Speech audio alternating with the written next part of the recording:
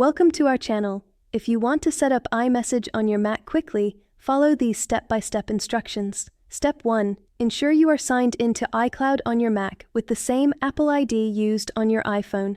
Step 2. Open the Messages app on your Mac from the Applications folder or by clicking the icon in your dock.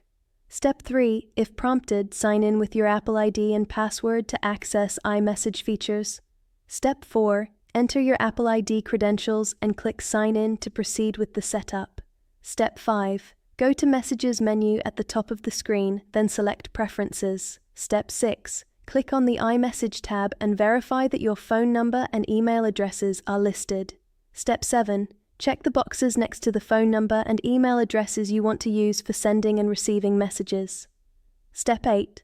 On your iPhone, go to Settings, Messages, and enable text message forwarding for your Mac.